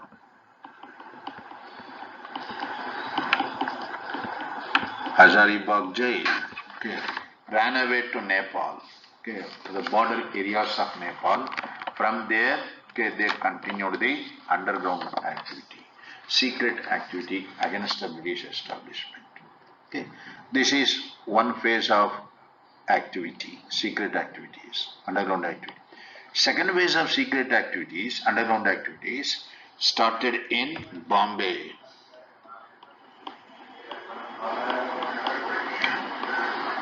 In Bombay, you see, Aruna Safali. Remember Aruna Asaf Ali? Aruna Asaf Ali. Right. Ram Manohar Lohia. Socialist.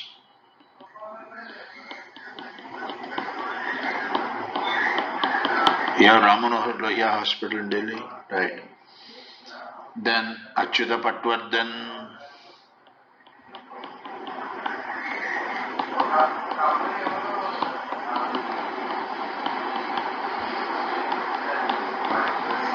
Achyuta Patwardhan. Right. Then Sucheta Kriplani.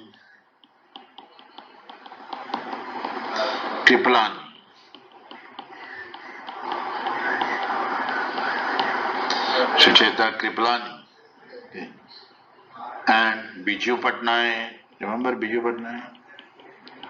Biju Patnaik, Odisha. Right. These were the ones who all led the underground activities. What did they do? They founded a secret radio station. Okay.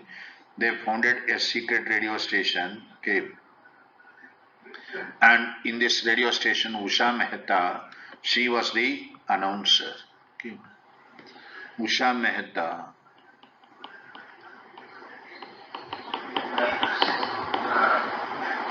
She was the announcer of this secret radio station, right, in Bombay. Okay. So Congress Socialist Party leaders, they took active role in the Quit India movement, underground activities, right. Then you see what happened, okay. When whole nation was seized with this movement, Quit India movement, unfortunately, Communist Party played a controversial role. Okay. What was the controversial role of the Communist Party? If you have communist friends, ask them. Okay. One question, communists find it always difficult to answer, rather embarrassing for them to answer. This is the question. Okay. What was the role of CPI? Controversial role of CPI, Communist Party of India, during Quit India movement. Okay.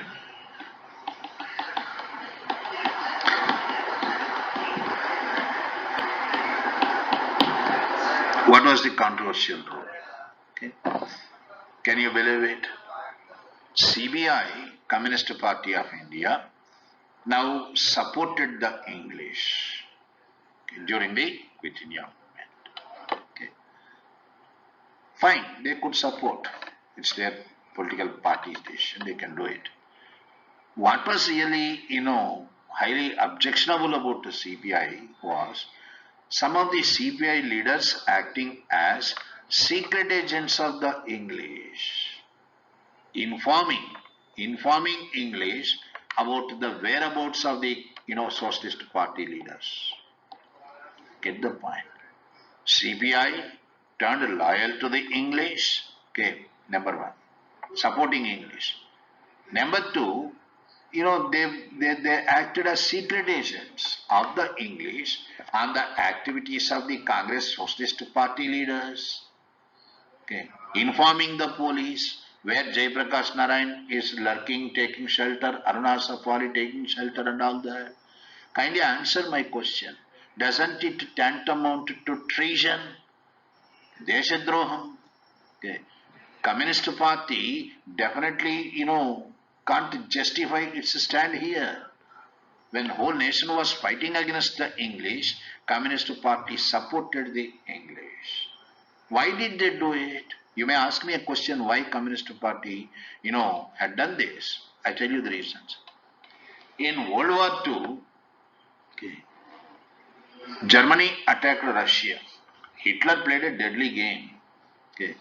Hitler convinced Stalin, the USSR president, that war was a war between capitalist powers and the, communist powers. Capitalist powers, okay. He convinced Stalin that it was a war amongst the capitalist powers. Okay. He neutralized, Stalin. Okay. Then when he attacked France, okay, after that, he immediately attacked Russia also. Russia never expected that Nazi party of Germany would attack Russia. Okay. That was a shock for the Russians, right? And it turned very difficult for Russia to defend themselves against Germans. There, communist Russia joined hands with capitalist England and France. I already told you they are all capitalist powers. Russia, communist power. Okay. Communist Russia joined hands with England and France to defend herself. Okay. It is that communist Russia joined hands with England, our communist party also decided to support English. That is ridiculous, right? Okay. Why communist party supported? Number one, this is the reason that communist Russia supported England against Germany. So English, Communist Party of India supported English. Number one.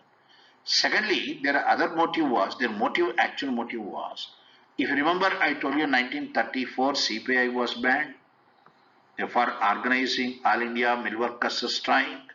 Okay, to escape this ban. Okay, how to escape the ban? Now Communist Party supported English and got the ban lifted. Communist Party got the ban lifted. So for getting the ban lifted, they supported English. Right? When all Congress Party leaders were put behind the bars, they were in the jails, Communist Party tried to strengthen its cadres. Okay. That's why I said this particular act of the Communist Party, nothing short of sabotage, sabotaging the interest of the nation. If you remember, I don't know whether you have heard of the name or not, Arun Shourie, a good columnist, great columnist at one point of time, Arun Shourie. Arun Shourie wrote an article, Communist Sabotage, telling you how Communist Party, supporting English, betrayed the interests of the Indian leaders, Indians. That's why you know what happened. In 1945, after the war, when elections were held, Communist Party failed to secure a single seat. Okay. People are not innocent, right? People are not ignorant. Okay. Any political party that tried to play with people had to pay a very heavy price. Right? Communists became unpopular with this particular stand. Controversial role of CPI during Quit India movement. Okay. Now you see Gandhi was imprisoned. Okay. Gandhi was imprisoned in Aga Khan Palace, Pune. Okay. Trial of Gandhi started. Trial of Gandhi started on the charges of sedition. Understand? Who caused the disturbances? You see, Quit India movement disturbances you call August disturbances. Who gave a call for August disturbances? Gandhi gave a call for August disturbances. So charges were leveled against Gandhi, blaming Gandhi that he was responsible for August disturbances. Gandhi was called traitor, understand? Traitor, Deshadrohi. Okay. When England was busy in the war, fight against, Japan, Gandhi disturbed England by giving a call for Quit India movement. That's why Gandhi was, charged with treason called Deshadrohi. For calling him a traitor, Gandhi was very much, upset. Gandhi observed fast unto death. Okay. In the Aga Khan Palace, Pune. Okay. Fast unto death. Okay. It was a very bad time for Gandhi. Okay. Bad time because you see his health deteriorated. And fast, right? He lost his wife, Kasturiba, in the jail. Kasturiba died in the jail. Right? His close friend and secretary, personal secretary, Mahadev Desai, also died. The death of these two, also reflected on his health. Okay. People turned more and more concerned about Gandhi's health. Nation turned concerned about the deteriorating health of Gandhi. Now English also sensed that it's definitely going to turn sensitive. If something happens to Gandhi, some untoward incident, okay, who shall be blamed for that? That's why Gandhi was released on health grounds. Okay. Gandhi was released on health grounds. Okay. That's how Quit India movement ended. Okay. Quit India movement ended. The last movement in the freedom struggle. Please understand one thing. Okay. Very important.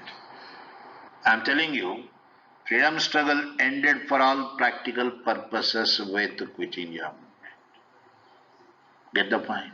You mean by 1943 itself freedom struggle ended? Yes. I am telling you, freedom struggle ended by 1943 itself with our Quit India movement. Afterwards, there is no struggle at all. Where was struggle? Right. Only discussions were taking place, between Congress Party and Muslim League. Muslim League asking for Pakistan. Congress trying to pacify the Muslim League. Where was struggle here? Okay. There is a question in UPSC. Discuss freedom struggle from February 1947. One shall be able to UPSC, sometimes they set the questions in a grossly misleading manner, right? They set it deliberately. It's not that out of their ignorance they are doing it. Okay. You have to be very careful. You have to be in a position to say that, that it's not the right way to set the question. Because there's no freedom struggle there. Freedom struggle ended for all practical purposes by 1943. That's why I keep telling you people, judge the question, whether question is valid or not. You judge it. Okay. Don't simply write the way UPSC is asking, giving you the question. Okay. You will be rewarded for this analytical, ability. Get the point? They want candidates who can give objective picture. Don't get carried away by what the statements UPSC gives. You shall be in a position to judge, right? So I am telling you that freedom struggle ended with the Quit India movement. There is no struggle after that. There is struggle, you will understand that, my statement later. Okay. Quit India movement, the outcomes, what are the outcomes? Any positive outcome? Yes, I should say one thing positive about Quit India movement. English were convinced. English were convinced that, okay, it's no longer a Congress party movement. Movement had gone beyond the control of the leader. Quit India movement proved beyond doubt that here afterwards it would be only people's movements. Means it would be too difficult for English to deal with. In other words, I am telling you, Quit India movement made it quite clear to the English that, okay, they can't take Indians anymore for granted. They just could not take the Indians anymore for granted. A movement of that type to come again, that would end the British Raj. Are you understanding? Quit India movement in unequivocal terms proved the English that a movement of that type to come in the near future, that would end the British rule in India. Means its intensity definitely, not worth mentioning. Okay. Not, that worth, it made English to understand the intensity of the people's struggle, right? Secondly, you see, Quit India movement ended the role of Gandhi. Okay, please understand my statement clear. Quit India movement ended the role of Gandhi as the leader of the Congress party. You don't see any more Gandhi as the leader. Practically, assessing, realistically speaking, non-cooperation movement, civil disobedience movement, now Quit India movement, all finally ended up with what? They are all failures only, But we don't say that they are failures, right? I told you the reasons. Okay. But objectively speaking, realistically speaking, they failed to realize their targets, their, ideals. Okay. Quit India movement also. Okay. Afterwards, you don't see, Gandhi as the leader of the Congress party. He lost completely his control. Understand? Now in the Congress party, it is Sardar Patel. Nehru and Patel faction, Patel group. Nehru and Patel. They became the, front line leaders. Not anymore Gandhi. Understand? Quit India movement not only ended freedom struggle, the role of Gandhi as the leader. I am not telling you the end of role of Gandhi ended. No, Gandhi continued to play an important role, but not as leader. Only, either as the spokesperson of the Congress party or as an advisor of the Congress party. He is not definitely anymore the leader of the party. Clear? Now you can go to the, other developments. But before going to that, part of Quit India movement we have to discuss here the role of INA, Indian National Army. Okay. If you remember, I told you Subhash Chandra Bose resigned to the post of the Congress party, founded Forward Bloc, right? He left Congress party, okay, not happy with Gandhian, you know, acts, right? Then you see, Bose organized a Mammoth rally in Kolkata. Mammoth rally, a huge rally, against the decision of involving India in World War II. Bose was imprisoned, house imprisoned. Under mysterious circumstances, Bose effected an escape. He escaped from his house imprisonment. With the support of his cousin Nirmal Bose, Bose travelled via Afghanistan and entered into Russia. There, Bose tried to win the support of Communist Russia for the cause of India. Okay. At the time, you see, Russia was not a party to World War II. Okay. Secondly, for Stalin, he was not for any participation. He was not for any lead to take also, right, in the interest of India. I told you, for Communist Russia, war was a war amongst the capitalist powers. Who are the capitalist powers? Germany capitalist, France capitalist, England capitalist. These capitalist powers will collapse. That's what actually the expectations of Stalin. So Stalin was not inclined to give any support to Bose. Disappointed Bose. Then Bose left for Berlin. Okay. In Berlin, you see Virendranath Chattopadhyay, our great revolutionary. I told you already, I have discussed revolutionary activities at a stretch, right? So that it will be clear for you people, right? Virendranath Chattopadhyay in Berlin. Okay. Together they tried to win the support. Virendranath and Bose tried to win the support of Nazi party. Hitler's Nazi party for the cause of India's nationalism, for liberating India. The problem was, you see, the geopolitical setup, the way Germany, geographically located, it would not be of any help for us in getting ourselves liberated, right? Hitler also expressed his inability, okay, though Hitler had, let me tell you, sympathy for India, okay, he was not in a position to extend any help to India's nationalism. Okay. Then you see Bose was invited to Japan by Prime Minister Tojo. Okay. Already by that time, please follow these things. Already by the time, the INA was formed. Okay. My dear, I am telling you, Bose was not the founder of INA. Okay. INA was actually founded by Captain Mohan Singh.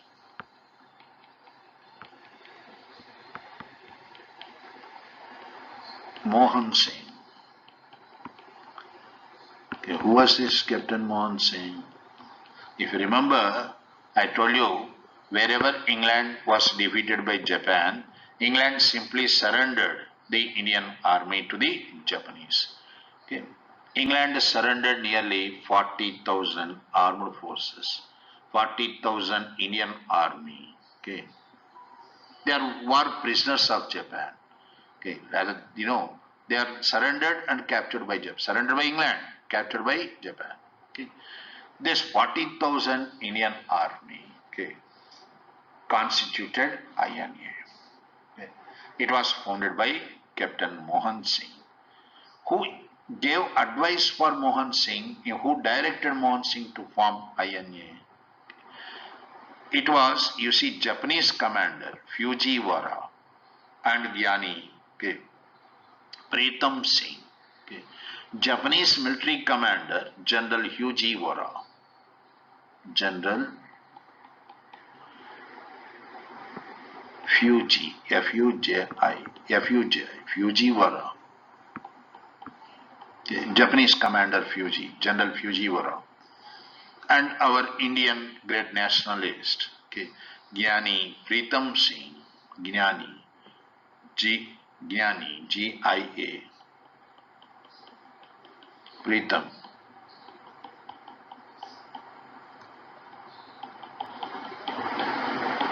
They advised, in a way they inspired, okay.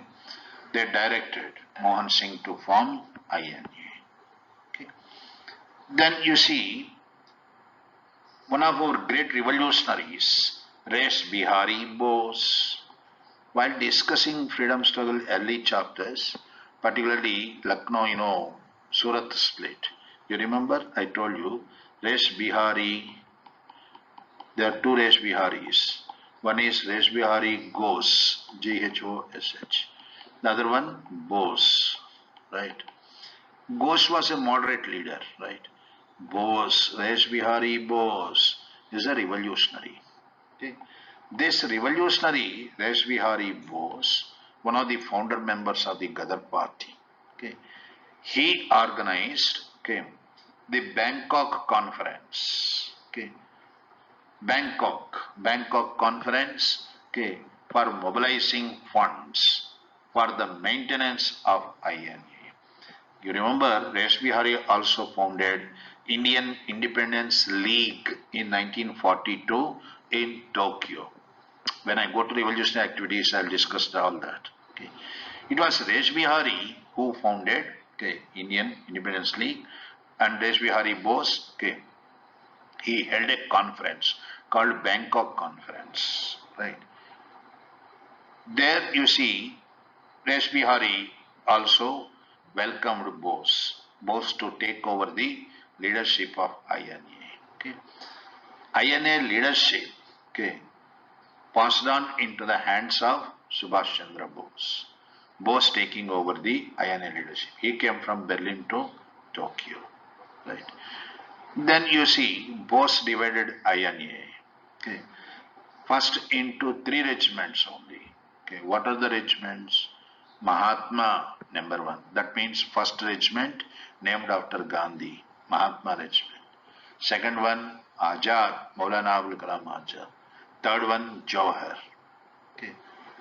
There are two more regiments. Okay, that other two more regiments, Netaji regiment and Jhansi Lakshmi Bai. Jhansi regiment was woman, force, right, of INA. So you see, altogether you had 5 regiments there. Okay. INA's name was changed into Azad Hind Fauj, okay, Indian Liberation Army. Okay. Bose changed the name into Azad Hind Fauj. Okay. Bose gave these slogans. What are the slogans? Unto Delhi, UNTO. Target Delhi. Unto Delhi. Okay. And Jai Hind. These are the slogans. Unto Delhi and Jai Hind. Okay. Here you see, Bose was in INA, Azad Hind Fauj. Okay. Its commandership set a brilliant example for communal harmony. Who were the commanders? Commanders, Captain Shahnawaz Khan, Prem Sehgal, Captain Dhillon, and Captain Lakshmi. Okay. See this.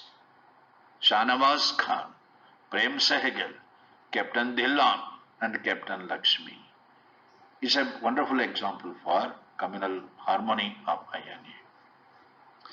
INA completely depended upon Japan. See, INA's main problem, they are no air force, right? They are war prisoners. Okay. Understanding was Japanese air force to clear the way for INA. Under the guidance, INA to march forward. This is the understanding. With the support of INA, okay, with the support of Japan, INA entered into Singapore. With the support of Japan, INA entered into Singapore. There, Bose founded the first provincial government of Free India. Very, very important. In Singapore.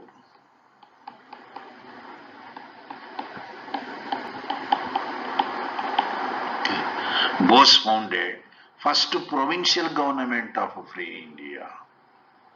Okay. Very, very important. Means what? It means our India liberated, our government. That is the meaning. You understand? They are not liberated. I am telling you the meaning. First provincial government of India at Singapore, right? Bose also started Singapore Radio. Okay. He founded a radio station, Singapore Radio. Okay.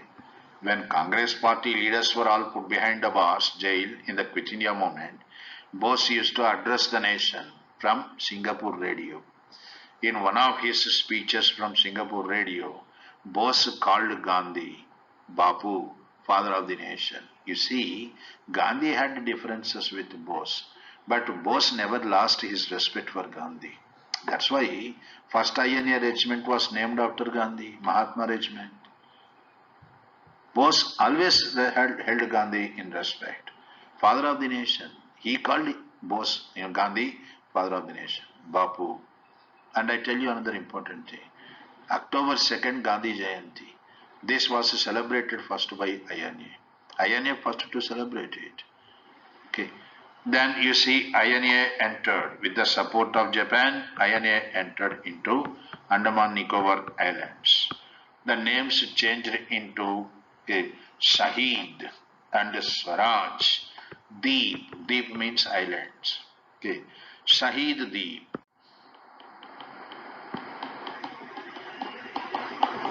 Shahid Deep. Deep means island. And Swaraj. Their names changed. Swaraj Deep. Here, okay, the cellar jail, okay, where prisoners were, kept, it was destroyed. Political prisoners released. Then INA entered into Kohima via Burma, you see Myanmar. There they also destroyed the Rangoon, Mandalay jail. Let the prisoners escape. Okay. Then they came up to Kohima. Okay. When they entered into Kohima, okay, it's just a matter of a few days for them to enter into Delhi. Understand? Liberating India. Okay. When INA entered into Kohima, that was definitely, a major threat for, Axis allied powers. US was very much alarmed. England not in a position to stop INA. Get the point? The idea was what? If Japan occupies India, INA with the support of Japan, that would be a major problem for US, right? And the allied forces. That's why President US, Roosevelt, now he decided to take his own course of action, right? Then what happened? US brought tremendous pressure upon Japan. US intensified its strikes in the eastern front. You see in the map, okay, location-wise, India west for Japan. India located in the western side of Japan, and Japan has US in the east, right? So eastern, part of Japan was attacked by US Air Force. Now Japan was forced to withdraw its army from west to east because she had to defend herself. Okay. When Japan withdrew its support for INA, that virtually crippled INA. INA not in a position to move 1 inch forward. Okay. This is where the real problem started. INA was defeated in its Impal campaign. Okay. IMPHL. In its Impal campaign attack, INA defeated by England. INA officers were caught. Okay. INA forces were caught. INA commanders were caught, political prisoners. Right. They were all imprisoned in the Red Fort, Delhi. Okay, Red Fort, Delhi. In the meanwhile, Japanese radio announced, even Singapore radio announced, that Bose died in an air crash at Taipei. Okay, air crash. For a long time, okay, it remained as a controversy whether really Bose died in an air crash or not. Okay. We had suspicion from the beginning, We never trusted this version of Singapore radio that Bose died in an air accident. Okay. There are inquiry committees founded, you see, Shanawaz Khan Committee, okay, and Justice, Mukherjee Committee. So many committees were founded to establish whether Bose really died in an air crash or not. Okay. You see, Mukherjee Committee, okay, it ended the controversy. I am telling you, Mukherjee Committee made it quite clear that Bose had not died in an air crash. Okay. The findings of the Mukherjee Committee were what? It says that Bose died in the year 1982. Okay. Bose continued to remain in India with a changed name, Gumnam Baba. Right. Bose lived in Faizabad, okay, under the changed name Gumnam Baba. Okay. Then the question here is, Mukherjee Committee unfolded another controversy. What is another controversy? What made Bose to lead a secret life? After all, it's in his India, independent India, Bose the darling of the nation. What made Bose to lead a secret life?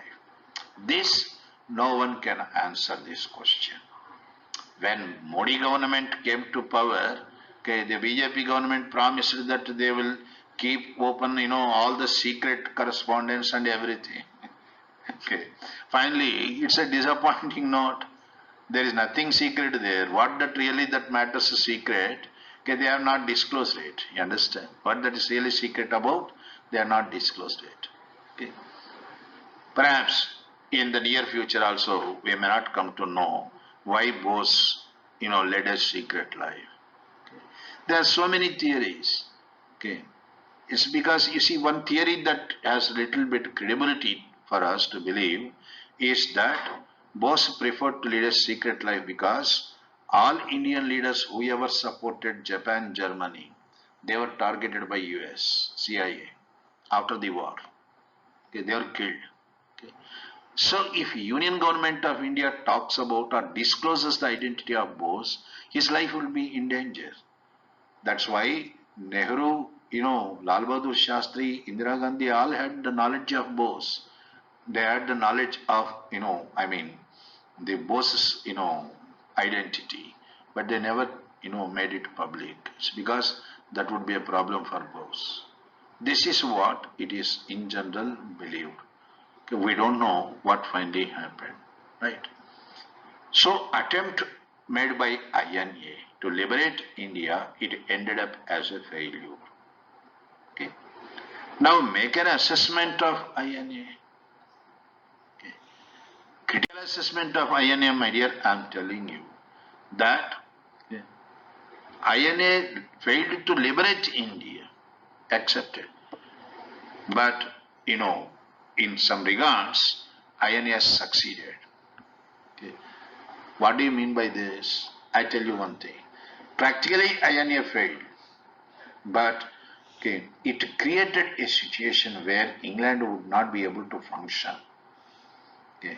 I am telling you, Prime Minister, none other than the Prime Minister of England, Clement Attlee. After Winston Churchill, it was Attlee the Prime Minister when India got independence.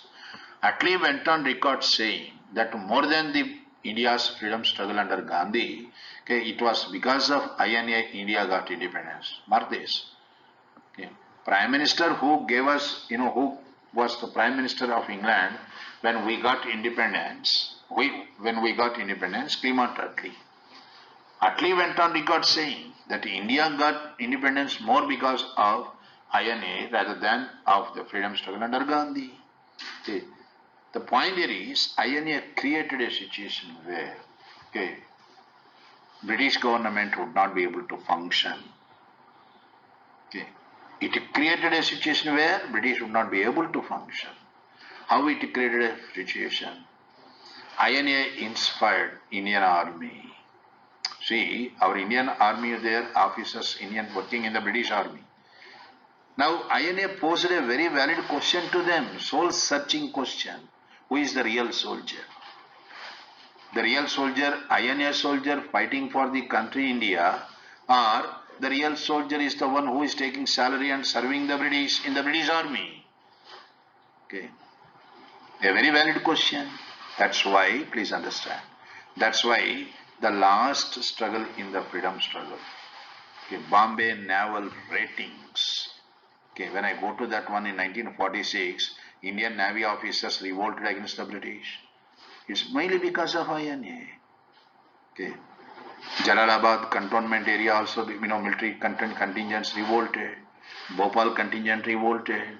It's because of the influence of INA. Okay. Army revolted means what? That is the end of the civil administration. Isn't it? No administration can survive. No administration can survive. Okay. This is what I meant by telling you, or even the popular opinion. INA created a situation where English would not be able to function. Number one. Next, number two, you see, INA lit the flames of, India's nationalism. Okay. What do you mean by this? Lighting the flames of nationalism, I mean, INA trials were held in the Red Fort, Delhi. Red Fort, Delhi, right? Congress party constituted a defense council. Okay, who will go for defending INA officers? You have to, provide legal service to them, right? Because they are our people. Right? Congress party created a defense council. Okay, questions were asked on this. Defense council consisting of, you see this, defense council consisting of Asaf Ali. Okay. Asaf Ali, my dear, husband of Aruna Asaf Ali. I told you, brilliant lawyer. He defended Bhagat Singh in the Lahore conspiracy case. Asaf Ali was the chairman for the defense council. Other members, Tej Bahadur Sapru. Okay. Tej Bahadur Sapru, okay. Bulabai Desai. These were the other members. Bulabai, secretary. Okay. Jawaharlal Nehru, okay. Asaf Ali, Jawaharlal Nehru, Bulabai Desai. Asaf Ali, chairman. Jawaharlal Nehru and, Tej Bahadur Sapru, members. Bulabai Desai, secretary. Okay. Bulabai, okay, advanced a very powerful argument, okay, in support of INA officers. The charge leveled against INA officers were treason. They were called traitors because they joined hands with Japan against England. But the point here is, who surrendered them? That is the question. England is not answering this question. England surrendered the Indian army to Japan. Once you have surrendered the Indian army to Japan, you have no control on them, right? You can't question their credentials, right? Okay. So here, you see the way the trials were held and the way INA officers defended themselves, okay, I am telling you, it finally turned out to be an emotional affair. Okay. Emotional, thing, appealing to the emotional aspects of India's nationalism. That way also INA inspired. Right. Thirdly, INA failed definitely to liberate India, but INA succeeded in generating international opinion. It succeeded in mobilizing the sympathy for the cause of India's nationalism. It already won the sympathy of Germany, Soviet Russia, though Russia never helped us in liberating.